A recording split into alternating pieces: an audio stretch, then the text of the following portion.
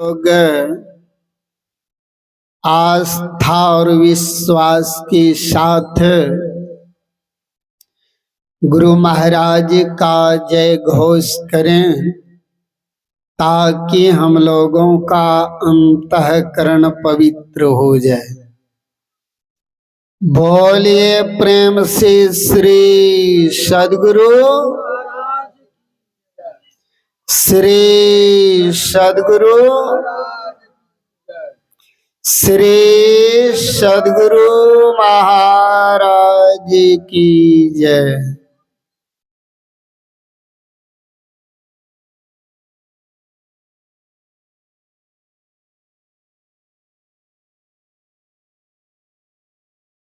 बंदा गुरुपद कंज कृपा सिंधु नर रूप हरि महामोह तम पुंज जासु वचन रवि करनी कर मेरा मुझ में कुछ नहीं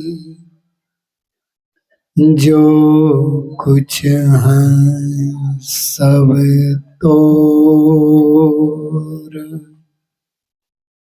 तेरा तुझको सौंपते क्या लगेगा मोर। धन्य धन्य सद्गुरु सुखदा महिमा कही न जाए। जो कुछ कहो तुम्हारी कृपा मोते कछु न बसा।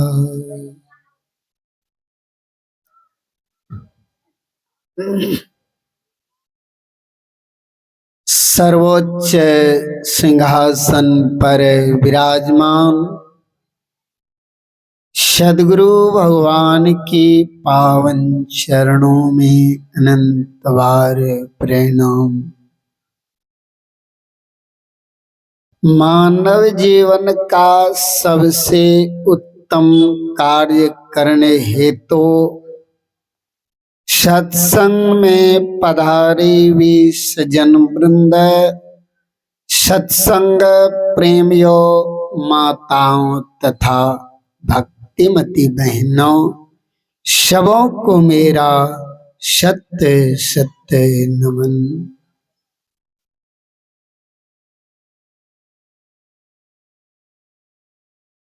अभी हम सब यत्र तत्र से एकत्र हुए हैं। कहाँ एकत्र हुए हैं? संत मत सत्संग में।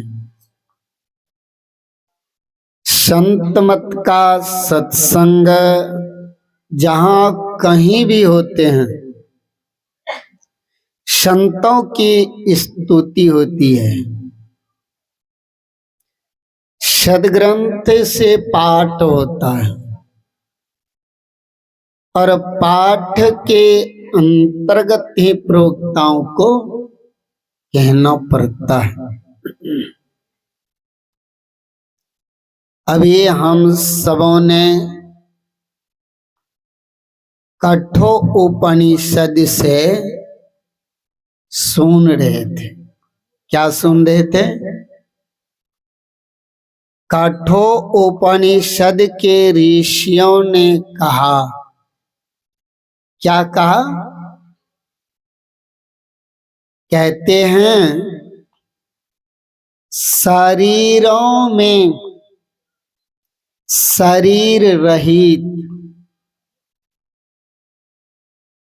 और नित्यों में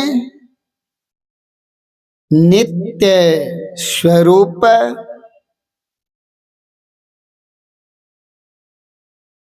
इस आत्मा को जान करके बुद्धिमान पुरुष शोक नहीं करता ना। इस आत्मा को जानकर बुद्धिमान लोग शोक नहीं करते। अब इस आत्मा को जानना है ना। यह आत्मा है क्या?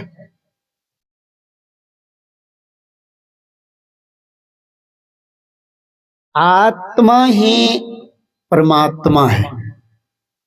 आत्मा ही परमात्मा है। जो आत्मा को जान लेता है उसको शोक कैसा? क्यों? क्योंकि आत्मा अजर है, अमर है, अविनाशी है। आत्मा मरने वाला नहीं है। मरने वाला तो शरीर है। शरीर जड़ तत्व है। शरीर में रहने वाला जड़ तत्व नहीं हुआ, चैतन्य है। चैतन्य का नाश नहीं होता। जड़ तत्व का नाश होता है। यही जड़ तत्व और चेतन की जो मिलाप हुई है, इसी मिलाप को क्या कहते हैं? ग्रंथि कहते हैं। गिरह, गांठ, ये दोनों मिला हुआ है। कैसे? जैसे दूध और घी का मिलाप होता है, उसी तरह आत्मा ना, यानी चेतन और जड़ का मिलाप है। इन दोनों को युक्तियों से अलग किया जा सकता है, यह संभव है। जड़ तत्व से चेतन को जब फुटा लिया जाए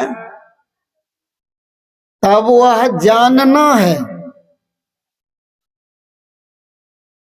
तब वह जानना है। तब मैं उनको जान लिया। जब आप उस आत्मा को जान लेंगे तो आपको शोक नहीं होगा। आपको तब शोक नहीं होगा, संताप नहीं होगी, दुख नहीं होगा। जीवन में कभी दरिद्रता भी नहीं आएगी। जैसे सब गुण संपन्न ब्रह्म परमात्मा ईश्वर है, वैसे ही उस आत्मा को जानकर अर्थात जानने वाला वैसा ही हो जाता है। ब्रह्म को कोई शोक नहीं होते है। उनको कोई शोक, कोई संताप, कोई दुख, कोई दरिद्रता, कुछ उनके पास नहीं है। ऐसे आत्मा को जानने वाला जो होगा वह बुद्धिमान होगा। ऐसे बुद्धिमान पुरुष शोक रहित हो जाता है जब उस आत्मा को जो कोई जानता है। अब उस आत्मा को कैसे जाने? जाने कैसे? तभी सुन देते। अधिक वेदाध्ययन के द्वारा भी वह आत्मा जाना नहीं जा सकता। अधिक वेदाध्ययन मतलब वेद शास्त्र का जो अध्ययन करते हैं कि नहीं, तो देखिए दिन रात उसी में लगे रहते हैं अध्ययन में। तो कहते हैं अधिक अध्ययन करने मात्र से भी वह प्राप्त होने योग्य नहीं है। उससे तो आपको ऐसा ज्ञान होगा, लेकिन कैसा ज्ञान? वह ज्ञान मर मिट जाने वाला होगा। वह ज्ञान भूल जाएंगे अगर फिर अभ्यास न किया जाए तो वह ज्ञान नहीं रहता। इसीलिए तो कबीर साहब ने कहा, पोथी पढ़ी पढ़ी भई जग मोहा, पंडित भया न कोई, ढाई अक्षर प्रेम का, पढ़े सो पंडित होय। इसलिए कहा वेदाध्ययन के द्वारा भी प्राप्त नहीं होगा, और ना ही धारणा शक्ति से, अथवा ना ही बहुत श्रवण करने से भी नहीं।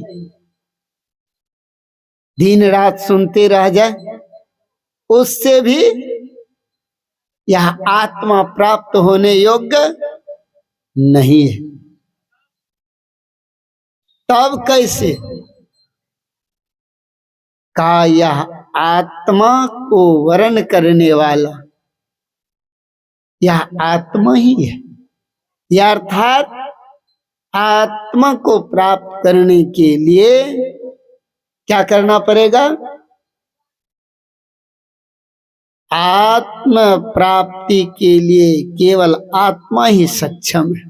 उन्हीं आत्मा से आत्म की प्राप्ति होती है और किसी से नहीं। शरीर तो माध्यम। इसलिए हम सबको अधिक किस चीज का अभ्यास करना चाहिए? यह आत्मा की प्राप्ति जो होगी वह एकमात्र ध्यान से होगा। किस चीज से होगा? ध्यान से। ध्यान की युक्ति बतलाने वाले संत होते हैं, सद्गुरु होते हैं। बिना युक्ति लिए आप ध्यान किसका करेंगे? कैसे करेंगे? अपनी दृष्टि को कहां रखेंगे ना? इस मन को मंत्र कैसे दिया जाए? हम सबको इनका पता न हो तो करने में बड़ी कठिनाइयां होती है। हम सब जप करते हैं ना जप। जप के समय में हम सबका मन कहाँ रहता है? दृष्टि कहाँ रहती है? प्रश्न होगा, मंत्र जपने के समय साधक दृष्टि को कहाँ रखते हैं? कहाँ रखते हैं?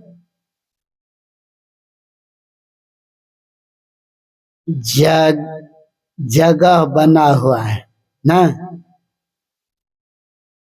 जप के समय में दृष्टि सामने होनी चाहिए। क्योंकि दृष्टि में ही मन की वृत्ति होती है। दृष्टि में मन की वृत्ति होती है। जहां जहां दृष्टि जाती है वहां वहां मन भी जाता है। जहां जहां मन जाता है वहां वहां दृष्टि भी जाती है। इसीलिए मंत्र के समय मन को तो मंत्र में लगाते ही हैं, क्योंकि बारंबार इस मन को मंत्र देते रहते हैं। मन बारंबार इस मंत्र को छोड़कर इस विषय संसार में लगा हुआ होता है, इसलिए वह बाहर ही भागता रहता है। यही प्रत्याहार करते करते साधक अपने को ऐसे बारंबार करते रहने से वह क्या होता है, मन रुक जाता है, यह अर्थात शांत हो जाती है। मन की स्थिरता में ही दृष्टि की स्थिरता होती है। दृष्टि की स्थिरता में मन की स्थिरता होती है। दोनों का बड़ा तालमेल है, बड़ा तालमेल है। जहां जाएगा दोनों जाएगा। इसीलिए हम लोगों को चाहिए जब मन को मंत्र देते रहते हैं ना, तो मन के साथ जो दृष्टि चलती है उन दृष्टि को कहाँ टिकाऊं, है कि ना, कहाँ रखूं, रखेंगे कि ना, रखना होगा। तो उस समय मन जो मंत्र का जप करता रहता है, तो उस समय दृष्टि को ठीक सामने रखो।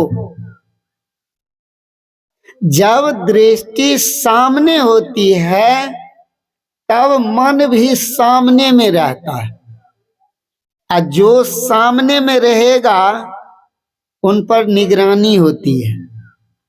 सामने में रहने वालों पर क्या होती है, निगरानी की जाती है। जब तक हम देखेंगे आपको तो आप इधर उधर भागेंगे नहीं ना, नहीं भागेंगे। इसलिए सामने में रहने को कहा। कबीर साहब इसी को कहते हैं, मन बालक तू दूर खेलन मत जा। मतलब इस मन को बालक का, बच्चा ना, और दूर खेलन मत जा। दूर शब्द का प्रयोग मतलब विषयों से किया गया, क्योंकि यह मन विषय रसपान करने के लिए कहां तक चला जाता है इसका पता ही नहीं ना। यह बहुत तेज सवारी है, कोसों दूर, हजार हजार कितने किलोमीटर कोस की दूरी को ये क्षण मात्र में कर आता है। कितना चलायमान है, तेज सवारी है। ऐसे मन को कैसे बस करे, कितना चंचल है। चंचल चलायमान मन को एकमात्र मंत्र के जरिए, मंत्र के द्वारा इस मन को बस में किया जा सकता है या संभव है। तो मंत्र जप करने के समय जप तो चल रहा है ना, चल रहा,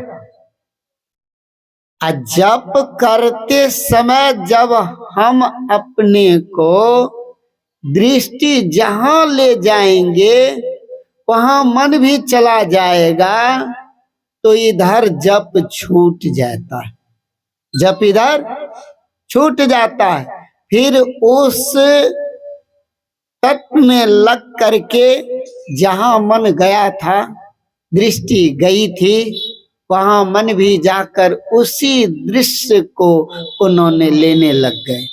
इधर जिसके लिए बैठा था वह सब छूट गया। इसलिए अभ्यासियों को ऐसा अभ्यास करना चाहिए जो मंत्र जप करते समय अपने दृष्टि को ठीक सामने रखें। उस समय दिशाओं का ज्ञान नहीं करना चाहिए। दिशा 10 होती है ना, पूरब, पश्चिम, उत्तर, दक्षिण, चार कोना, 8 ऊपर और नीचा, ये 10 दिशा होती है। इन 10 दिशाओं के तरफ अपने मन को नहीं ले जाना चाहिए, ठीक सामने में रखना चाहिए। अब प्रश्न होगा, सामने रखने पर बहुत देर तक दृष्टि नहीं टिकती है ना, भाग जाता है, क्योंकि इन दोनों का तालमेल जब नहीं बैठ पाते हैं तब तो भागेगा। बड़ी ही तालमेल है दोनों को ना।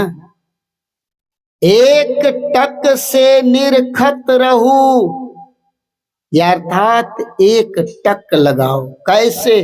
काचातक पक्षी की तरह, जैसे चकवा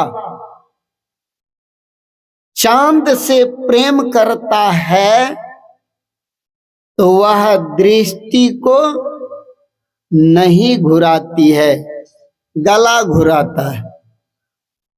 वैसे अपने इष्ट देव से जब प्रेम होगा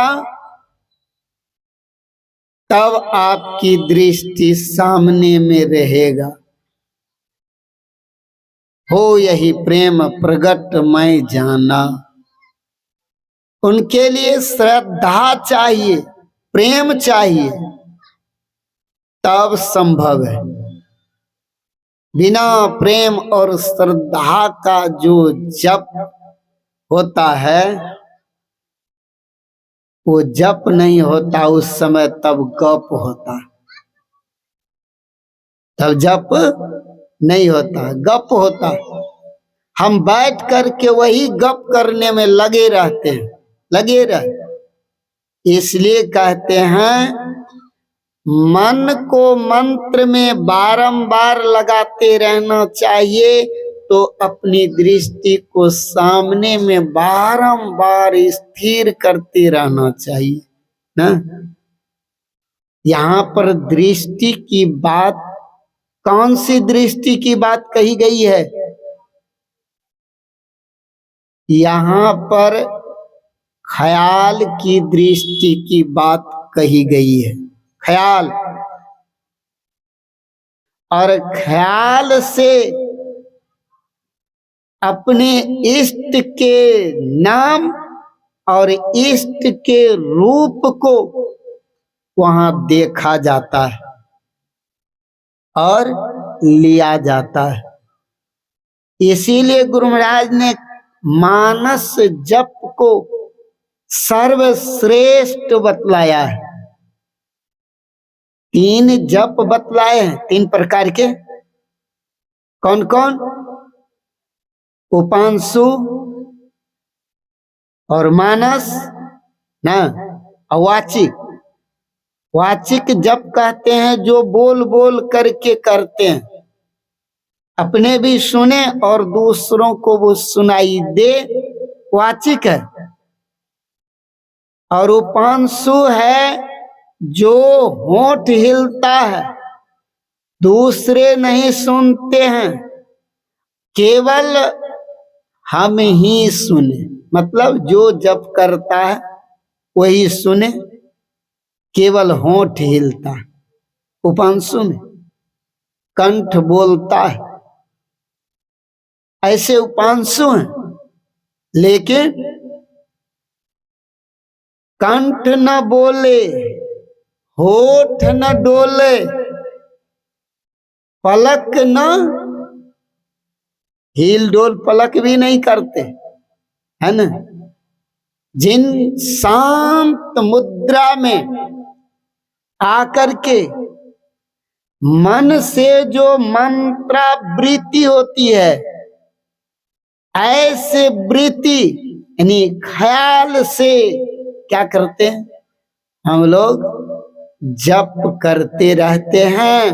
और परमात्मा के पहले सर्वांग में, पहले क्या करते हैं, सर्वांग में ख्याल की दृष्टि से देखते हैं ना।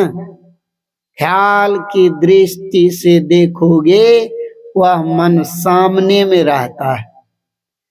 आ ख्याल कहीं छूट गए, टूट गए, तो जहां वह ख्याल आपका चला जाएगा वहीं फिर पुनः दोनों चला जाएगा, मन भी और दृष्टि है। वहीं का दृश्य आपको देखने को मिलेगा और उसी वातावरण में रहना पड़ेगा।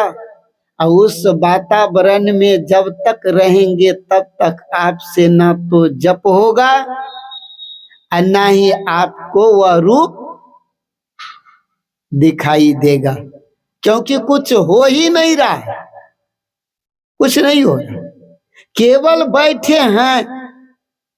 हम लोगों को बैठ करके कुछ न कुछ तो अवश्य करना चाहिए, बैठे नहीं रहना चाहिए, निठल्ला हो करके बैठना नहीं चाहिए। हम लोग वही निठल्ला हो करके बैठे रह जाते हैं, कुछ कर नहीं पाते। इसीलिए पहले प्रत्याहार करना पड़ता है, पहले प्रत्याहार करना पड़ता है। प्रत्याहार जब खूब मजबूती से हो जाती है तब जा करके धारणा होती है। और धारणा किसको कहते हैं, धारणा कहते हैं अल्प टिकाव को धारणा कहते हैं। अल्प, थोड़ी देर जो ठहर गया उसी को धारणा कहते हैं। अब विचार कीजिए, कहते हैं ना तो धारणा शक्ति, ना मेधावी, ना ये सब करने के बावजूद भी आत्मा की प्राप्ति नहीं होती, क्योंकि बहुत दूर जाना है कि ना।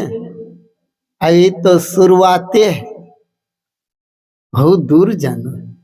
इसीलिए हम लोगों को केवल वहीं तक नहीं रहना है।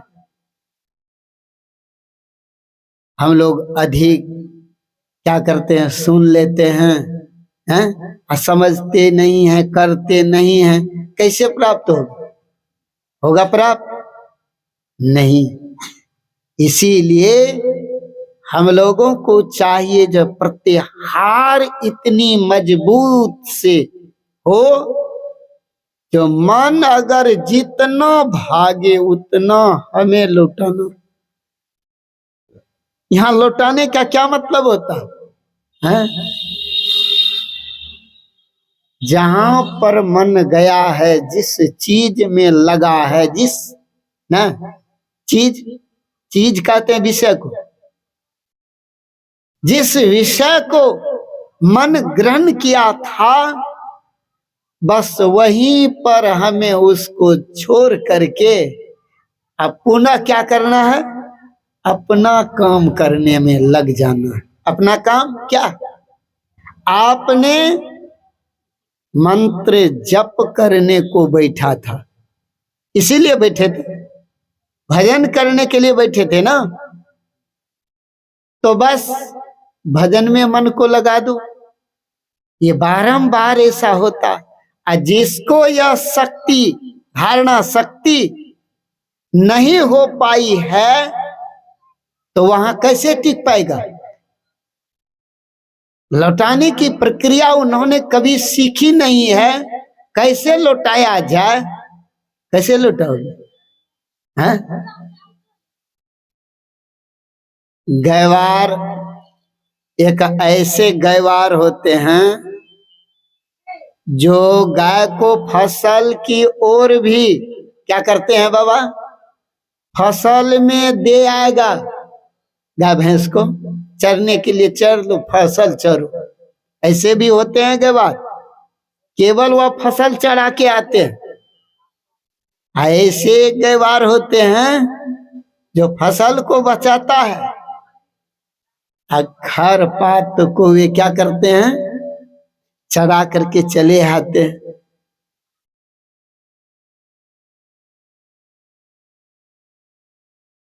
ध्यान है ना यहाँ पर। इसलिए याद रखिए, हम लोग वही गैवार तो नहीं है, है? केवल विषयों का चिंतन करते रहे ना, तो क्या होगा बाबा। तो मेरा जो फसल है ना, परमात्मा रूपी नाम भजन, उसको छोड़ दोगे, विषय को ग्रहण करोगे, तो आप क्या करोगे, फसल चढ़ा करके चलाया, यानी ना, चढ़ा के चलाया। ऐसे के बाद आपने फसल को बचा नहीं पाए हैं? क्यों? बैठे थे किस काम के लिए? जो काम के लिए जो बैठते हैं, उसको वही काम करना चाहिए। कबीर साहब क्या कहा, बैठा रहे चला पुनी जाता। यानी बैठे न रास्ता काटी, चलते न बाट पाई। इसलिए हम लोगों को बैठे रहना है, बैठे रहना है, लेकिन चला जाना है। जाना है बड़ी दूर मुसाफिर, जाना है बड़ी दूर, इधर नहीं रहना है। इसीलिए हम मुसाफिर हैं। कबीर साहब ने भजन में कहा है, क्या कहते हैं कबीर साहब? कबीर साहब कहते हैं, मोरे जियरा बरा अंदेशवा मुसाफिर, जय हो कोनी और ना, मोह का शहर कहर नर नारी, दुई फाटक घन घोर, कुमति नायक फाटक रोक, परिहो कठिन झिंझोर, मुसाफिर जय हो कोनी और। हम लोगों को यह ज्ञान होना चाहिए। जाना किधर जाना, कैसे जाना। इसलिए गुरु से जुक्ति जान करके जब रास्ता आरंभ करेंगे, तब पता चलेगा।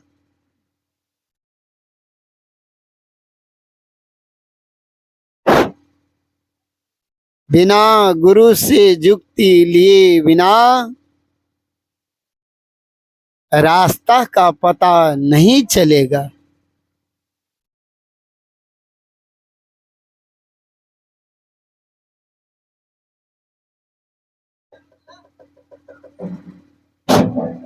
बोलिए प्रेम से श्री सद्गुरु, श्री सद्गुरु, श्री सद्गुरु महाराज की जय। इसलिए हम लोगों को रास्ता पता होना चाहिए। मुसाफिर को जब रास्ता का पता नहीं होगा तो मंजिल तक जाएगा? मंजिल तक नहीं जाएगा।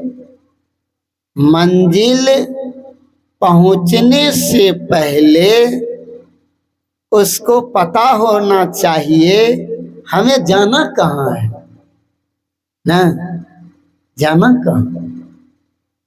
तो आप जहां से आए हुए हैं वहीं जाना है। आप कहां से आए? लोगों से पूछते हैं आप कहां से आए हो, तो वहां का पता बतलाता है जहां शरीर रहता है ना। जहां जहां शरीर रहता है वहां तो संबंध रहता है कि नहीं? शरीर संबंध, संसार का संबंध, यह ऐसी मजबूत डोर है जो सबको इसमें बांधना पड़ता है, बांधना पड़ता। वहां का पता बताते, पता तो वहां का होना चाहिए ना। हम शरीर नहीं हैं, हम शरीर में रहने वाले, हम चेतन हैं। इसीलिए गोस्वामी तुलसीदास जी महाराज लिखते हैं, क्या लिखते हैं? ईश्वर अंश जीव अविनाशी, असहज सुख राशि। यह ईश्वर का अभिन्न अंश है, यह जीव आत्मा परमात्मा की। इसीलिए यह जीव आत्मा परमात्मा से आए हुए हैं, वहीं से निकले हैं ना, वहीं से निकले। अब पुनः इसे उसी में मिल जाना है। किसमें? उसी में पुनः मिल जाना है। जब तक यह मिल नहीं जाता है तब तक इस जीव आत्मा को शरीर मिलता रहेगा। शरीर मिल गया, दुख मिल गया। इसीलिए कहते हैं जो हम कहां से आए, उत्तर आएगा हम परमात्मा से आए। अब मुझे परमात्मा तक जाना है, तो परमात्मा तक जाने के लिए बाहर में कोई रास्ता नहीं बना है। बाहर में कोई रास्ता बना हुआ नहीं है। तब वह रास्ता अपने अंदर है। अभी सुन रहे थे भजन में, पाठ में, भजन क्या कहा? अद्भुत अंतर की डगरिया, जा पर चल कर प्रभु मिलते, दाता सत्य गुरु धन धन जो राह लखा देते। राह कहते हैं रास्ता को, रास्ता को कहते हैं। वह रास्ता अंदर में है, इसीलिए कहा अद्भुत अंतर की डगरी। डगर कहते हैं जिस पर रोज चला जाए ना। ऐसे डगर पर हम लोग रोज चलते हैं कि ना? अभ्यास रोज करते। गुरु महाराज का सत्संग नीत, अध्ययन नीत, रहिए करत संलग्न हो, भय विचार चोरी नशा हिंसा झूठ तजना चाहिए। अभ्यासियों को जब अभ्यास करना होता है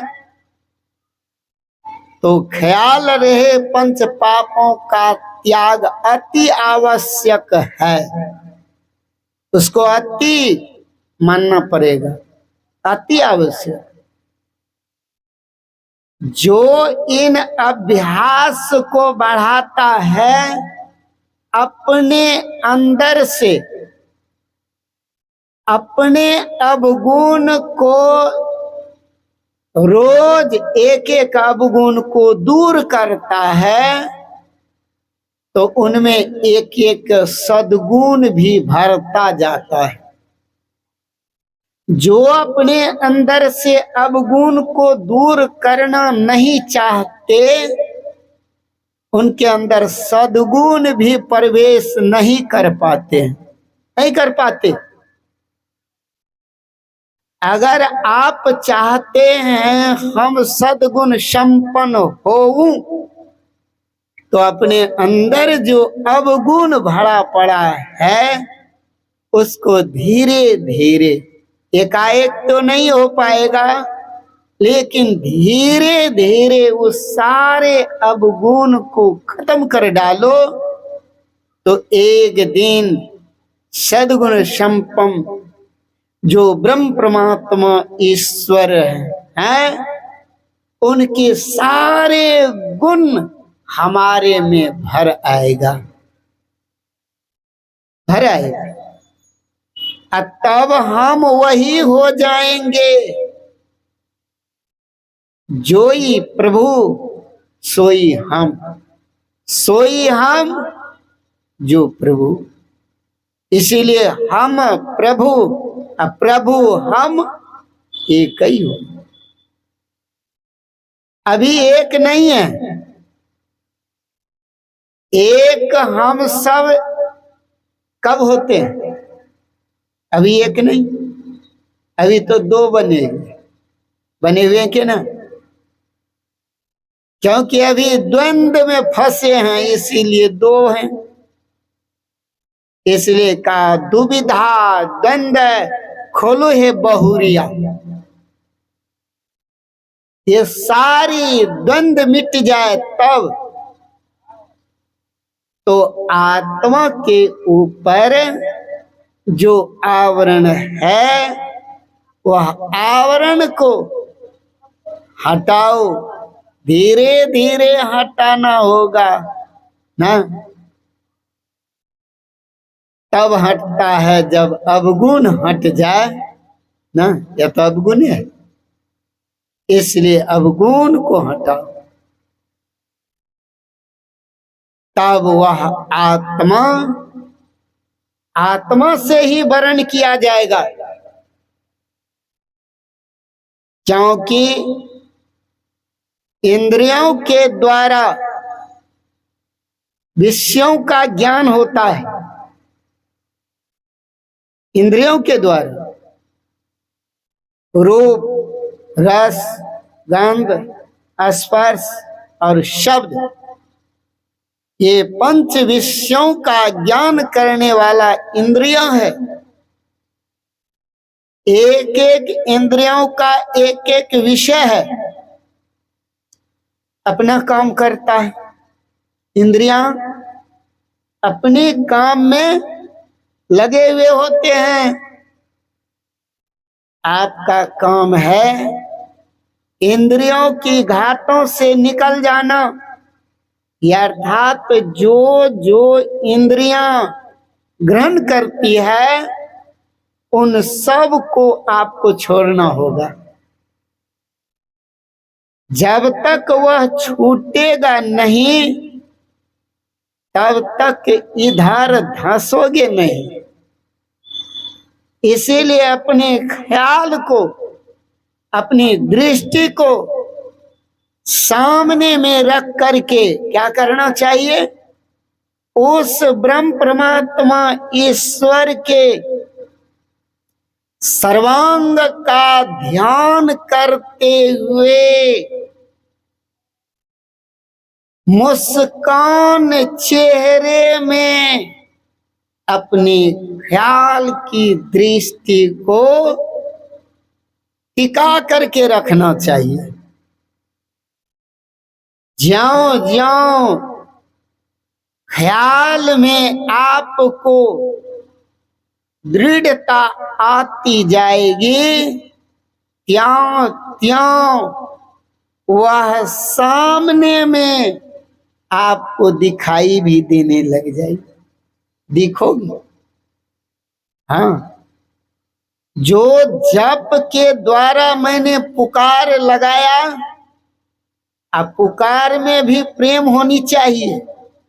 हाँ, जो पुकार मैंने लगाया, अब वह पुकार को परमात्मा ने स्वीकार कर लिया, जो हूबहू उगाया, अर्थात दर्शन हो।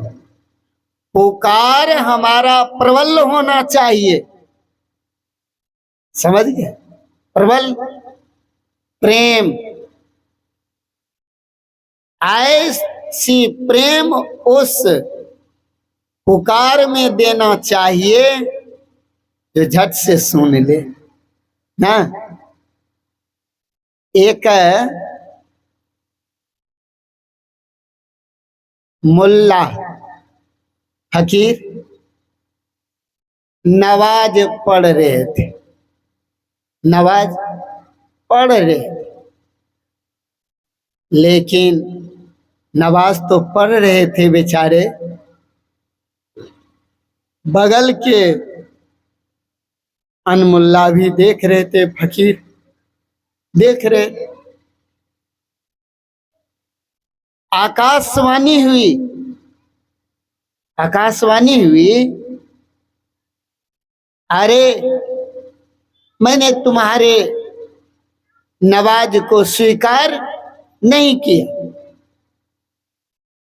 कहा अच्छा, नवाज को स्वीकार नहीं किया?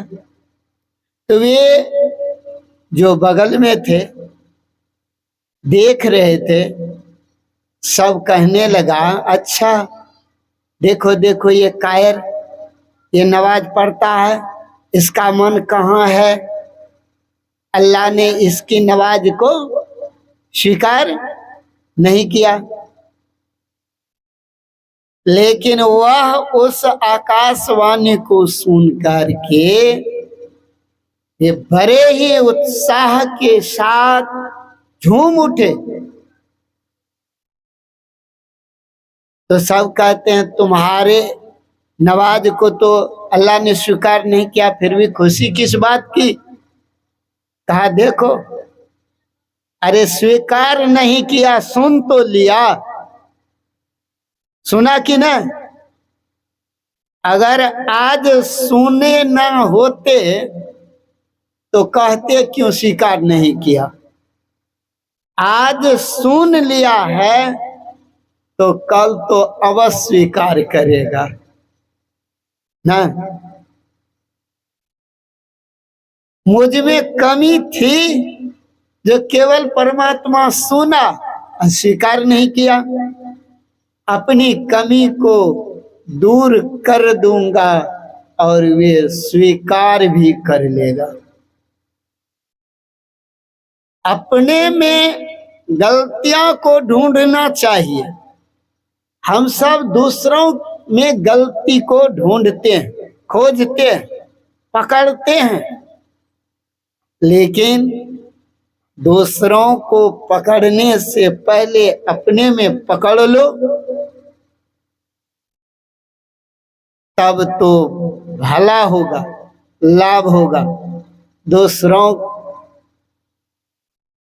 की पकड़ से लाभ नहीं होगा। इसलिए हम सुधरेंगे, युग सुधरेगा, है कि ना? हम सुधरेंगे, युग सुधरेगा। युग को सुधारना नहीं है, स्वयं को सुधर जाना है। और जब सब कोई स्वयं को सुधर जाए तो इतना प्रशासन पर जो खर्च हो रहा है ये होगा। एक बार गुरु महाराज अखिल भारतीय कोदरा घाट में था। इतनी भीड़ थी जो प्रशासन को भी लाठी चार्ज करना पड़ा। गुरु महाराज मंचासीन हुए, मंच पर खड़े होकर के कहते हैं, प्रशासन भाइयों से मेरा आग्रह है जो आप लाठी चार्ज न करें, और मैं सभी धर्म प्रेमी सज्जनों, माताओं, बहनों से आग्रह करता हूं, किसी को कोई बैठने के लिए न कहें। स्वयं जहां जिसको जगह मिले स्वयं को सब कोई बैठ जाए। गुरु महाराज की आवाज सुन करके, शब्द सुनते मात्र से ही सब कोई अपने अपने जगह जहां थे वहीं सब बैठ गए। शांत हो गया सब, जो कोलाहल थी वे शांत हो गया। कहने का भाव है, किसी को आप सुधरने कहते हो तो स्वयं को पहले सुधर जाओगे तो याद रखो युग सुधरा हुआ है, सुधरा हुआ। अगर जब हम सुधरे हुए हैं तो प्रशासन की जरूरत होगी, चोरी डकैती बेईमानी होगी, हैं? इतना खर्च जो सरकार का हो रहा है वह तो बच जाएगा, दूसरे कार्य में लगेगी, उससे उन्नति होगा, विकास होगी, है कि न? लेकिन ऐसा नहीं है। वह सुधारने में लगा हुआ है, लेकिन सरकार के कितने प्रयत्नशील रहने के बावजूद भी सुधार में नहीं हो रहा। हो रहा है? नहीं हो रहा। क्यों? कारण है, जब तक आपका मनोवृत्ति में सुधार नहीं आएगा तब तक कहां। इसीलिए गुरु महाराज ने कहने की कृपा की, जब तक सदाचारिता उत्तम नहीं होगा ना, सदाचार में क्या आते हैं? 5 पाप का त्याग सदाचार कहलाता है। जब तक सदाचार उत्तम नहीं होगा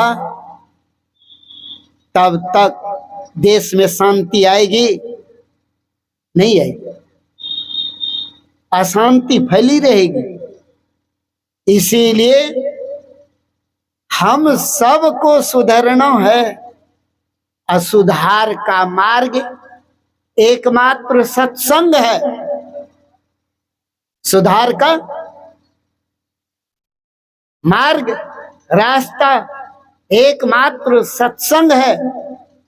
अगर आपने सत्संग करेंगे, सत्य कर्म करेंगे तो अब कर्म हमसे छूटेगा, छूटेगा, बस छूटेगा।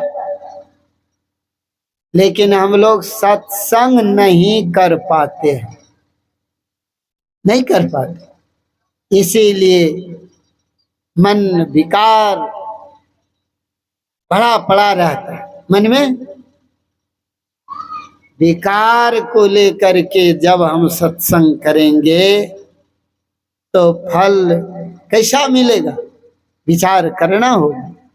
इसीलिए आत्मा का वर्ण करने के लिए आत्म प्राप्ति करने के लिए हम लोगों को सदगुरु की जरूरत है कि ना।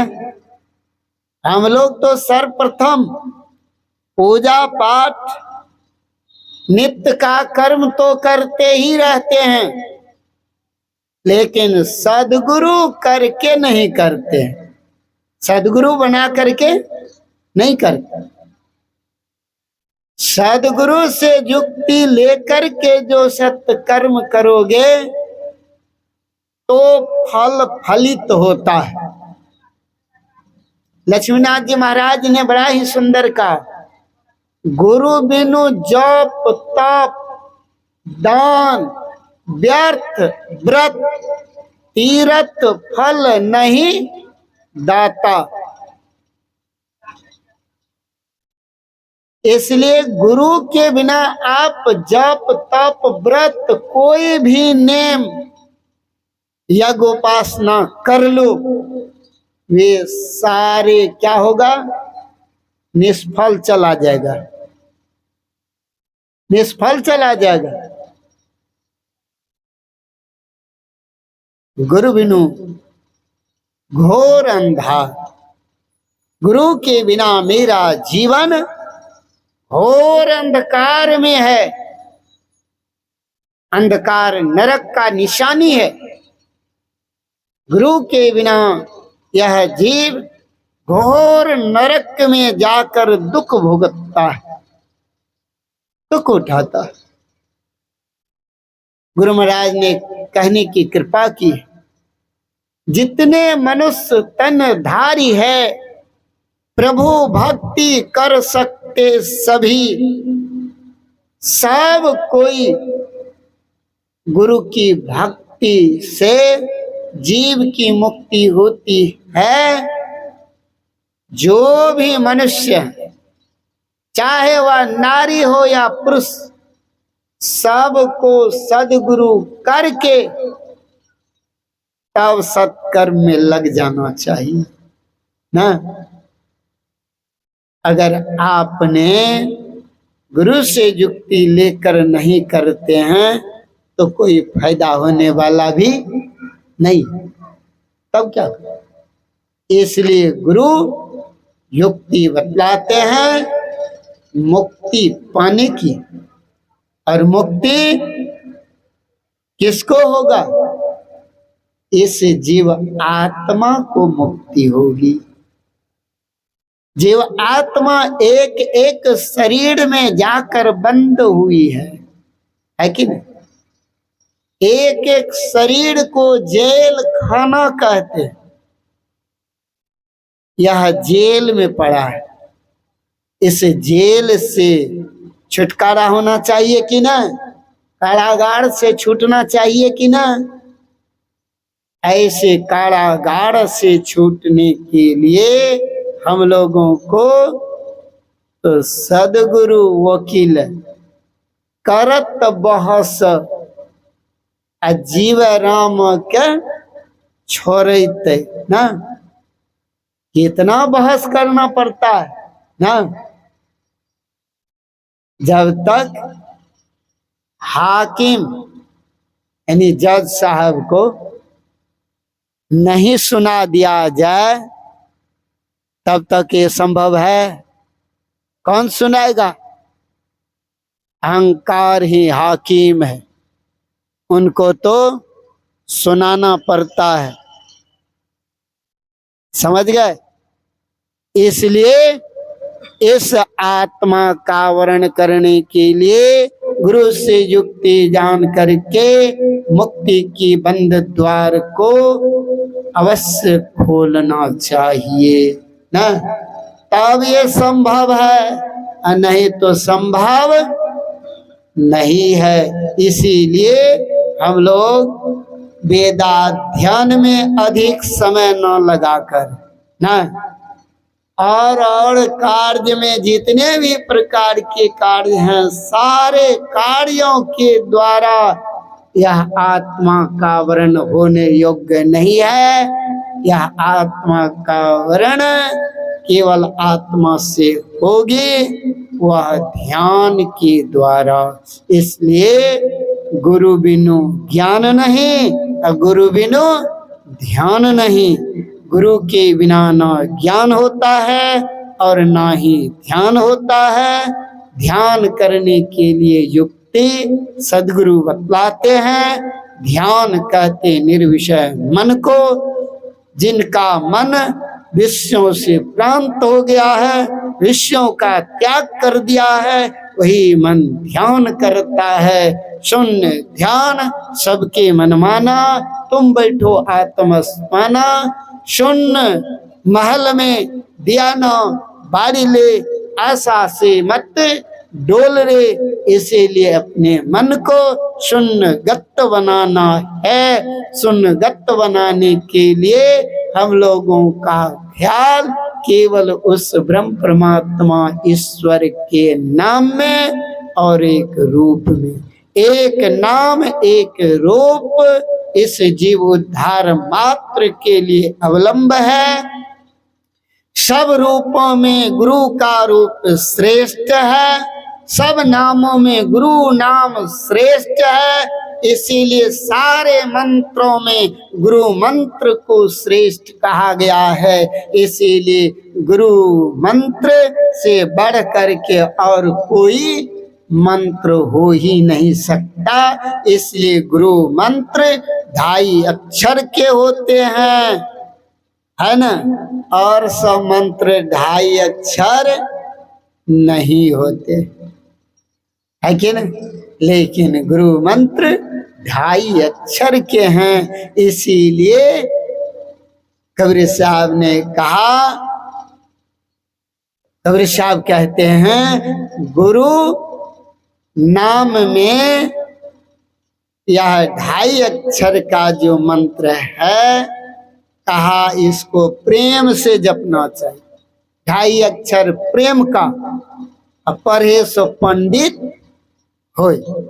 वही पंडित का अर्थ यहाँ ज्ञानी से, वह ऐसा ज्ञानी हो जाएगा जो ज्ञान ब्रह्म को कहते हैं, परमात्मा को कहते हैं, ईश्वर को कहते हैं।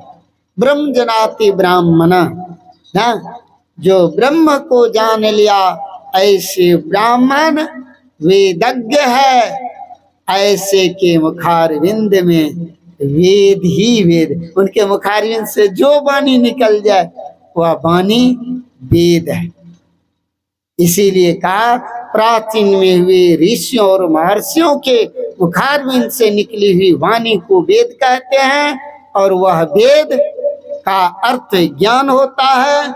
और कैसा ज्ञान, कौन सा ज्ञान, तो कहते हैं गुरु महाराज अंधकार मंडल को पार करके प्रकाश मंडल में जो रहकर ज्ञान की प्राप्ति करता है, ऐसे ज्ञान को पाने वाले को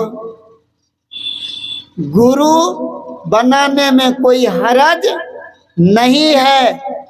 ऐसे ज्ञान को ही गुरु कहते हैं। कबीर साहब ने कहा गुरु नाम है ज्ञान का, शीश सीख ले सोई। ज्ञान मर्याद जाने बिना गुरु और शिष्य न होय। इसीलिए यह शरीर संसार नश्वर है। यह ज्ञान भगवान श्री कृष्ण ने अर्जुन को दिया था। कब? यह ज्ञान तब दिए थे जबकि महाभारत का युद्ध आरंभ होने से पहले ना,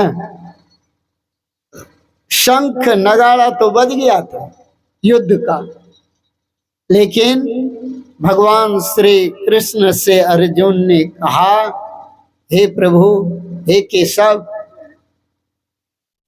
मेरी रथ को आप उस स्थान पर ले जाए, 2 सेनाओं के मध्य में ले चलिए। मैं देखूंगा कौन कौन योद्धा मुझसे युद्ध करेगा, मैं किनसे युद्ध करूंगा देखूं। भगवान ने कहा पार्थ, ये पहले क्यों नहीं बोला? अब तो शंख ध्वनि हो चुकी है युद्ध का, और आपने अब कह रहे हो ले चलता हूं पार्थ, ले चलता हूं। रथ लिए जा रहे हैं, उधर दुर्योधन में खुशी आ गई, ये अर्जुन का रथ। सब आश्चर्यचकित हो गए। पितामह ने कहा, अर्जुन क्या ये ज्ञान भूल गए? शंख ध्वनि युद्ध का लग चुका है, और फिर पुनः इस ओर रथ जो अकेले अर्जुन हम सबको विराट युद्ध में परास्त किया था, ये रथ को लिए आ रहे हैं इधर। जैसे बाण संधान किया तो वैसे ही अपना रथ को बीच में भगवान श्री कृष्ण जाकर रोक करके कहते हैं, लो पार्थ आ गया मध्य, मध्य आ गया। हम सब भी मध्य में ही रह करके वह ज्ञान होगा जिस ज्ञान से आत्म कल्याण होता है। अगल बगल कहीं रहोगे, आत्म कल्याण का ज्ञान नहीं होगा। गुरु महाराज ने कहा, अगल बगल कहूं दृष्टि न डोले, शर्मुख बिंदु पकड़ी लागी, असुसमनिया में मोरी नजर लगी। ये पिंड और ब्रह्मांड का जो मिलन स्थान है, उस स्थान को मध्य भाग कहा गया। ये शरीर भी कुरुक्षेत्र है, शरीर रूप कुरुक्षेत्र में भी धर्म और अधर्म का युद्ध आरंभ होता है। साधक अपने को अधर्म से बच बच करके अधर्मियों को मार मार कर, अर्थात हमारी मन वृत्ति जो संसार विश्व में लगा रहता है उसको मार कर यानी धाराशाही कर गिरा करके हम सब क्या करते हैं, क्या करते हैं बाबा? धाराशाही में उस धाराशाही गिरा देते हैं, फिर आगे बढ़ जाते हैं, बढ़ते हैं कि नहीं? इसीलिए हम लोगों को यही बैठ करके करना चाहिए कि यह कहाँ बैठक होती है? मध्य। आज्ञा चक्र डेरा करो, जिन्होंने अपनी दृष्टि को इस आज्ञा चक्र अर्थात मध्य बीचों बीच जो अपनी दृष्टि को स्थिर करता, परमाराध्य जिस रूप का ध्यान करते हो, उस रूप के दो मध्य भागों में अपने ख्याल की दृष्टि को स्थिर करना चाहिए, करना चाहिए। अगर आप इस तरह से ध्यान लगाते हैं तब तो मन भी टिकेगा, दृष्टि भी टिकेगी। अपने दो भावों के बीच में नहीं, जिस रूप का ध्यान, जिस नाम का मंत्र जाप होता है, उस रूप के दो भावों के बीच हम सब गुरु रूप का ध्यान करते हैं, तो गुरु रूप में जो दो भाव के बीच है वह मध्य है, उसी में अपने ख्याल की दृष्टि को टिकाने से, क्योंकि बिंदु का स्थान बीचों बीच है और बिंदु में तहन नाद बोले रैन दिवस सुहावन, बिंदु को ही ब्रह्म कहा, वह चिन्ह है, चिन्ह क्या कहा? बीजाक्षरम परम बिंदु नाद्यम तस्योपरि स्थितम सौ शब्दम चाक्षरे छीने निशब्दम परम पदम। यह अर्थात बिंदु ही बीजाक्षर है। बिंदु के बीचों बीच यानी बिंदु में नाद, नाद कहते हैं शब्द को, वह शब्द ही ब्रह्म है, ब्रह्म ही शब्द है। ऐसे ब्रह्म जो बिंदु के बीच है, तो बिंदु के बीचों बीच होकर के सूरत गमन करती है, यानी उस बिंदु में ही सूरत समा जाती है। इसलिए कहा सूरत सार शब्द लागी, सुसमनिया में मोरी नजर लागी। वह शब्द को पकड़ता है साधक। सूरत मन उल्टे तो सूरत कहावे, जो मन उलटता है। उल्टा हुआ मन किसको कहते हैं? जो मन विषयों को ग्रहण नहीं करते, वह उल्टा हुआ मन है, उसी को उल्टा हुआ मन कहते हैं।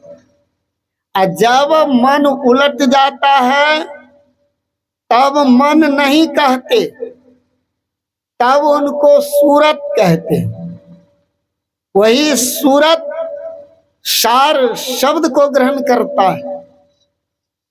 वह शब्द ऊपरी भाग से दाईं ओर, ऊपरी भाग से जो शब्द आती है, साधक उस शब्द में अपने को लगाता है।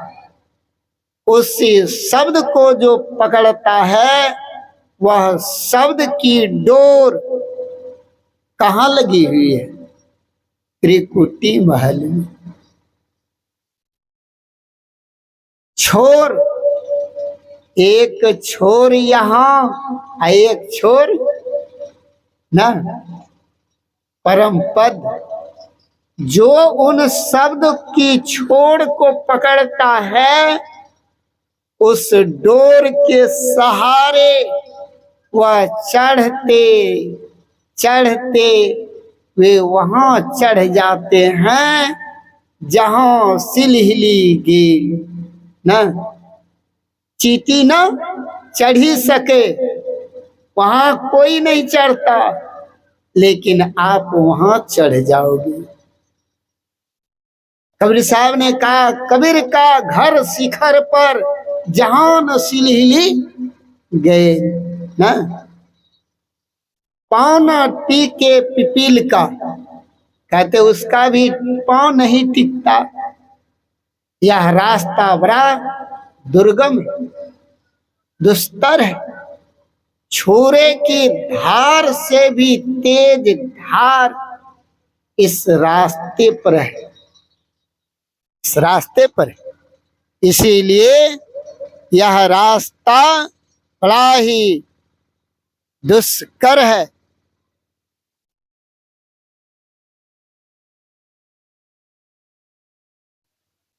बाजा वाला बहुत डिस्टर्ब करते हैं।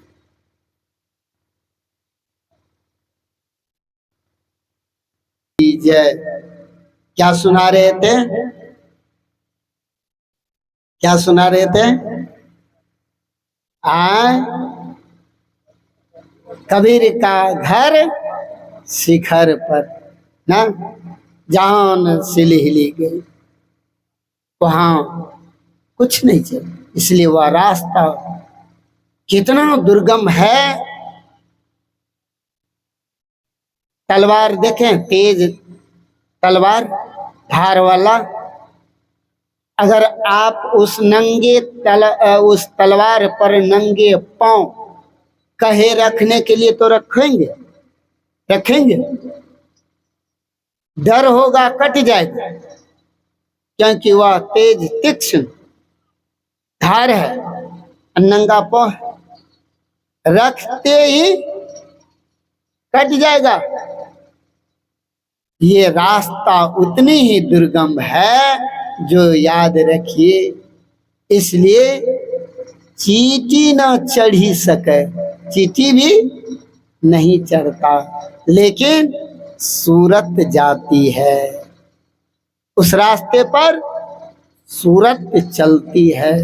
इसीलिए तो गुरु महाराज का सूरत सार शब्द लग, यानी सार शब्द अर्थात परमात्मा के शब्द को सार शब्द कहते हैं। परमात्मा शब्द वह सार शब्द है। जो उस शब्द को सुन लेता है वह गिरता नहीं है, वह गिरता नहीं है, वह चढ़ता चला जाता है, गिरता नहीं है जी। इसीलिए कहा साहब के दरबार में लंबी पैर खजूर, पैर लंबी पैर खजूर, चढ़े सो चाखन लागे, गिरे तो चकनो। वह जो शब्द पकड़ता है वह गिरता नहीं है, जो शब्द नहीं पकड़े हैं तो वह सास दल कमल तक भी जाकर साधक फिसल जाते, इधर तो फिसलते, लेकिन शब्द सुनने वाले फिसलते नहीं। इसीलिए वह शब्द को ग्रहण करने के लिए हम लोगों को तो सदगुरु से युक्ति लेकर के चलेंगे तब तो हैं।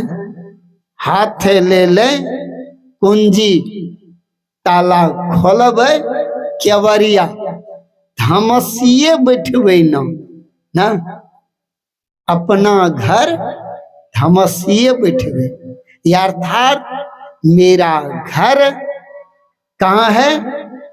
ब्रह्म परमात्मा ईश्वर का घर मेरा अपना घर है। उस घर की तैयारी इसी शरीर रूपी घर से करना होगा।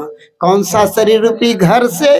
मनुष्य शरीर रूपी घर से ही अपने घर जाने की तैयारियां करनी होती है। इसीलिए मनुष्य शरीर रूपी घर को उत्तम घर कहा। यह घर बड़ा ही उत्तम और उत्तम है, इसलिए उत्तम शरीर को पा करके उत्तम कार्य आवश्यक है। वह उत्तम कार्य परमात्मा का भक्ति है। जिस भक्ति से जीव को मुक्ति मिल जाए, शरीर रूप कारागार से निकल जाए, दुख का अंत हो जाए, इसी के लिए हम सब सत्संग करते हैं। आज यही कठोपनिषद के ऋषियों ने कहा, ये आत्मा वर्ण करने योग्य इंद्रियों के द्वारा नहीं है, जो बीच में मध्य में आज ले जा कर के उन्होंने रथ पर सवार होकर देख लिया, अर्जुन और गांडीव को रख दिया। मोह उसको सताने लग गए, और मोह जब सताने लग गए हैं तो कहते हैं कि सब मैं इस भूमि की टुकड़ा को लेकर मैं अपने स्वजन प्रजन पितामह आदि गुरुजनों को बद्ध करूं, ये काम मुझसे नहीं होगा। तब भगवान श्री कृष्ण ने क्या कहा?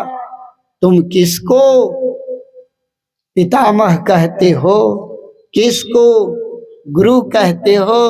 गुरु द्रोणाचार्य को कहा, हे केशव, ऐसे गुरु जो संपूर्ण ज्ञान को मेरे झोले में रख दिया, एक भी ज्ञान वह अपने पास छुपा कर नहीं रखा, ऐसे गुरु पर मेरे बाण कैसे चलेंगे? तो कहा, क्या हुई श्वेत वेश में आज पितामह, आज ही ये पितामह है? ऐसी बात नहीं है। कितने बार आए और गए, इसका ज्ञान तुम्हें नहीं, लेकिन मुझे है। इसलिए तुम अपने आप को न, ये शरीर नाशवान है, शरीर पितामह है। इससे क्या ज्ञान दिया? शरीर की नश्वरता और जीव की अमरता का बोध कड़ा करके आज अर्जुन को ऐसा तैयार किया जो देख लो उसका बाण किसी को प्रणाम तक नहीं किया, है कि नहीं? धर्म की रक्षा हुई, धर्म की स्थापना हुई। यही युद्ध आठों पहर अपने अंदर में शरीर रूपी कुरुक्षेत्र में करते रहो। किन्हें करना चाहिए? साजोबाई कहती है, भैया जी हरी रस पी मत वाला, आठ पर झूमत ही बीते, दार दियो सब भारा। भैया जी हरी रस पी मत वाला, हरि का रस पान करना चाहते हैं तो अपने अंदर इस शरीर रूपी कुरुक्षेत्र में मन विकार के साथ आठों पहर युद्ध करते रहो। हम तो युद्ध भाई भाई में करने जाते हैं ना, पड़ोसन से करने जाते हैं, अपने अंदर बैठे हुआ शत्रु इनसे कभी युद्ध नहीं करते। ये मन मेरे जो हैं, ये मन बड़ा ही शत्रु है। ऐसे शत्रुओं पर जो विजय प्राप्त कर लेता है तब उसको कोई शत्रु रहता ही नहीं है। दुनिया के शत्रु आपको नमस्कार करेगा। इसीलिए संत महापुरुषों को भी नमन करते हैं दुष्ट लोग, करते हैं कि ना? है नहीं तो परिणाम भोगने के लिए भी तैयार रहते हैं, है कि ना? इसलिए हम सबको चाहिए आत्मा का वर्ण अपने अंदर उस डगर पर चल करके होगा जिस डगर पर चल करके सब के सब ना उनकी प्राप्ति की है और सब के सब वही हो गए। इसीलिए जानत तुम्हें हुई जाए। जो इस आत्मा को जान लेता है वह परमात्मा हो जाता है। समझ गए? इसलिए आत्मा का साक्षात्कार करने के लिए अंदर ही अंदर चलना होता है, बाहर नहीं। इसीलिए बाहर माया, अंदर निर्मायक तत्व ब्रह्म परमात्मा ईश्वर, उनके जीवात्मा के ऊपर जो आवरण शरीर का है उन सारे आवरणों को गुरु युक्ति से हटा लिया जाए तो मुक्ति है, तभी मुक्ति होगी। मैं अपनी वाणी को यही विराम देता हूँ। अब एक भजन गायक जी से आप लोग सुन लीजिए, है ना? संतवाणी। जय गुरु महाराज।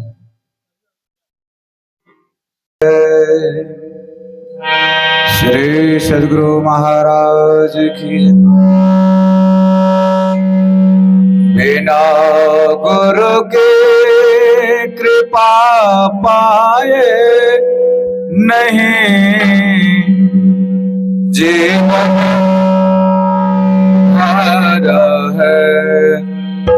बिना गुरु के कृपा पाए नहीं जीवन उधार है। नहीं जीवन उधारा है, नहीं जीवन उधारा है, नहीं जीवन उधारा है। बिना गुरु के कृपा पाए नहीं जीवन उधारा है। फंसी सुरती आई हमें फांसी, ययन सुधी आपनी नासी। फंसी श्रुति आई हमें फांसी, अयन सुधि आपनी नासी, अयन सुधि आपनी नासी। भई भव शोक की बासी, कठिन जाने उदारा है। बिना गुरु के कृपा पाए, नहीं जीवन उदारा है।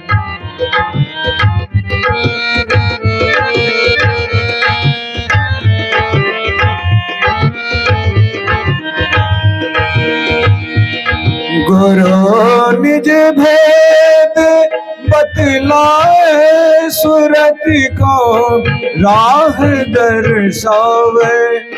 गुरु निज भेद बतलावे, सुरत को राह दर्शावे। सुरत को राह दर्शावे। जीव हित आप ही आवे, सुरत को आई तारा है। बिना गुरु की कृपा पाए, नहीं जीवन उदारा है।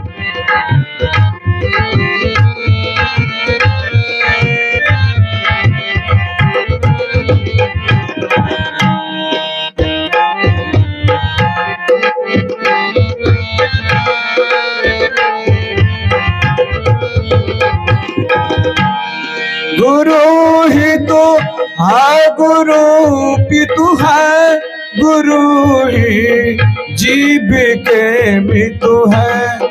गुरु ही तो है, गुरु पितु है, गुरु ही जीव के मितु है। गुरु ही जीव के मितु है।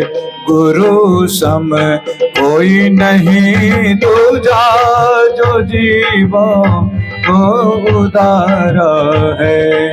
गुरु सम कोई नहीं दूजा, जो जीवों को उदारा है। बिना गुरु की कृपा पाए, नहीं जीवन उदारा है। नहीं जीवन उदारा है, नहीं जीवन उदारा है। नहीं जीवन उदारा है, नहीं जीवन उदारा है। नहीं जीवन उदारा है। बिना गुरु की कृपा पाए, नहीं जीवन उदारा है।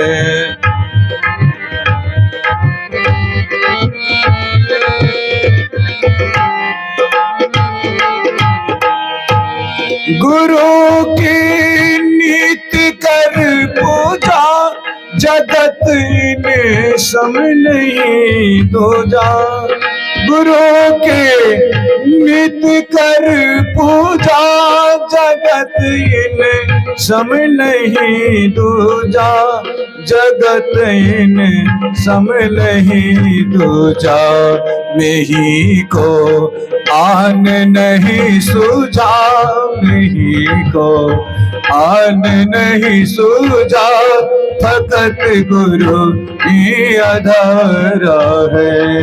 बिना गुरु के कृपा पाए, नहीं जीवन उदारा है। बिना गुरु के कृपा पाए, नहीं जीवन उदारा है। नहीं जीवन उदारा है। नहीं जीवन उदारा है। बोलिए प्रेम से श्री सद्गुरु महाराज की जय। एक मंगल से सेवा।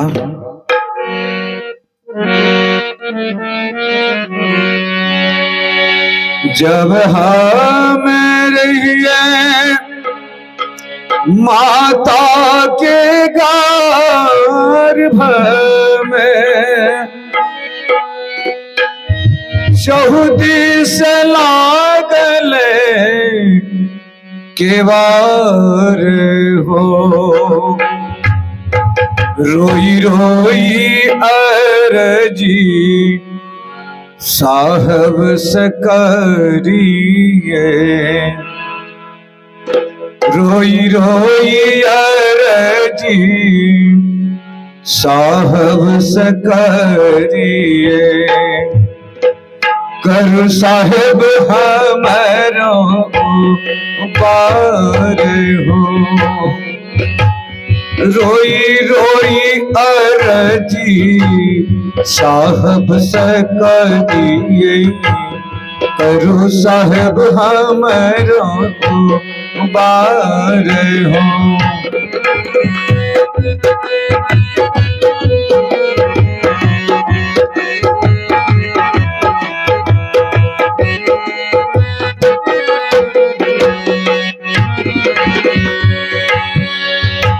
सतगुरु साहब गाया की सागर, गर्व से दे लेकिन उबार हो। सतगुरु साहब गाया के सागर, गर्व से दे लेकिन उबार हो। बाहर भेलिए शुद्ध भी सरलिए, बाहर भेलिए शुद्ध भी सरलिए। कहाँ कहाँ करिए पुकार हो। बाहर भेलिए शुद्ध भी सरलिए, कहाँ कहाँ करिए पुकार हो। जब हमें रहिए माता के गर्भ में, चौदी से लागल के बार हो। जब हमें रहिए माता के गर्भ में, चौदी से लागल के बार हो। रोई रोई अरजी हम साहब से करिए, रोई रोई अरजी हम साहब से करिए। कर साहब हमारो बार हो। रोई रोई अरजी हम साहब से करिए, कर साहब हमारो बार हो।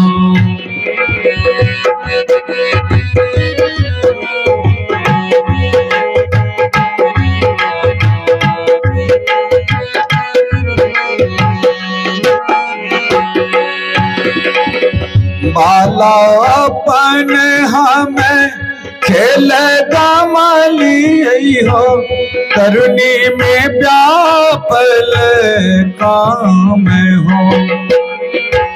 बालापन हमें खेल गमाली, तरुणी में व्यापल काम हो। वृद्ध भयो तन कापन लागे, वृद्ध भयो तन कापन लागे। लटकल देहिया के जाम हो, वृद्ध भयो तन कापन लागे। लटकल देहिया के जाम हो।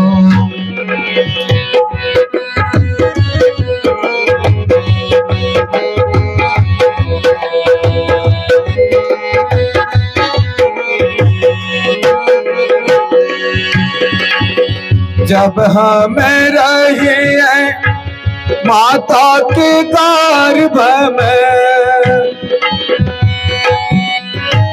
चौदी से लागल के बार हो। जब हमें रहिए माता के गर्भ में चौदी से लागल के बार हो। रोई रोई अर्जी हम साहब से करिए, रोई रोई अर्जी हम साहब से करिए, कर साहब हमारा बार हो। रोई रोई अर्जी हम साहब से करिए, कर साहब हमारा बार हो।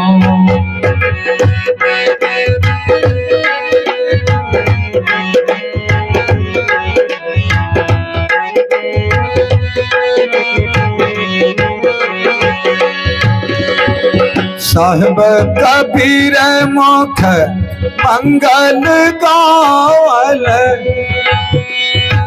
संत जन लिहो ने विचार हो। साहब कबीर मुख मंगल गावल, साधु जन लिहो ने विचार हो। अबरी के गाना बुरी जग ने अबना, अबरी के गाना बुरी जग ने अबना, फिर न मनुष्य अवतार हो। अबरी के गाना बुरी जग ने अबना, फिर न मनुष्य अवतार हो। जब हमें रहिए माता के गर्भ में चौदी से लागल के बार हो। रोई रोई अर्जी हम साहब से करिए, रोई रोई अर्जी हम साहब से करिए, कर साहब हमारो पार हो। रोई रोई अर्जी हम साहब से करिए, कर साहब हमारो बार हो। कर साहब हमारो बार हो। बोलिए प्रेम से श्री सद्गुरु महाराज की जय।